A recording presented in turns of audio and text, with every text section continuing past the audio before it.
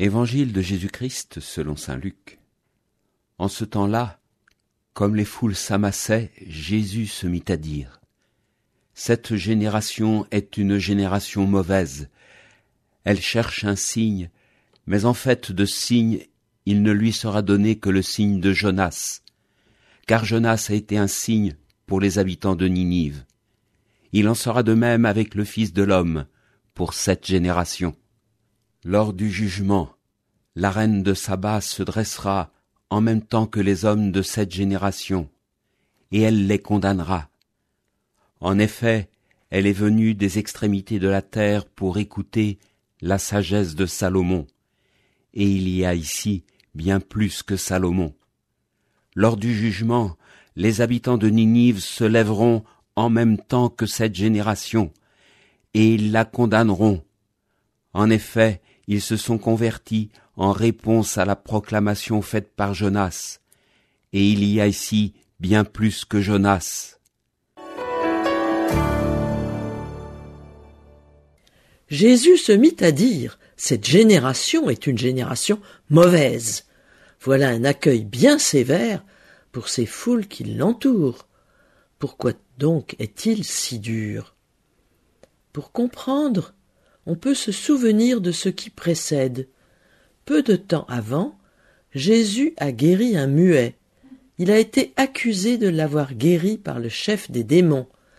On lui a demandé un signe venant du ciel, autrement dit, du spectaculaire, de l'indiscutable. La question n'est pas celle du manque de signes, Jésus en a donné de nombreux, mais celle de leur interprétation. Au fil de l'Évangile, on voit comment les gestes de Jésus, les guérisons, ont été interprétés de façon opposée, soit venant de Dieu, soit venant du chef des démons. Un signe n'est pas une évidence, ce n'est pas une preuve indiscutable. Dieu ne donne pas de preuve de sa présence. Il laisse à chacun la liberté de reconnaître ou non sa présence dans des signes qu'aujourd'hui encore nous pouvons trouver trop discrets. Jésus répond à cette demande par le signe de Jonas. Qu'est-ce que cela signifie ?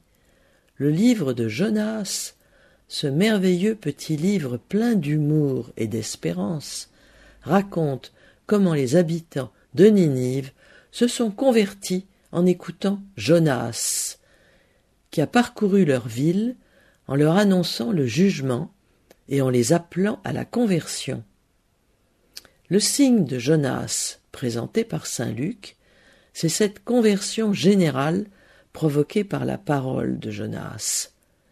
Il ne fait pas allusion aux 3 jours et 3 nuits de Jonas dans le ventre du monstre marin, comme le fait saint Matthieu, qui y voit une annonce de la mort et de la résurrection, le plus grand des signes.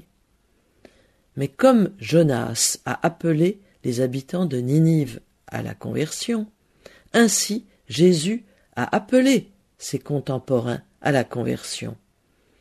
Si les habitants de Ninive, des étrangers, pourront juger et condamner cette génération, c'est que la parole de Jonas leur a suffi pour se convertir, alors que Jésus, lui, se heurte à la méfiance de ses contemporains. La reine de Saba, une étrangère, elle aussi, pourra participer à ce jugement, car elle est venue écouter Salomon depuis le bout du monde. Et comme dit Jésus, il y a ici plus que Salomon et plus que Jonas. Il y a Jésus, parole de Dieu, qui nous invite, aujourd'hui comme hier, à l'écouter sans exiger de preuves, mais en lui faisant confiance. L'évangile du jour était commenté par Isabelle Sébillot, attachée au service de formation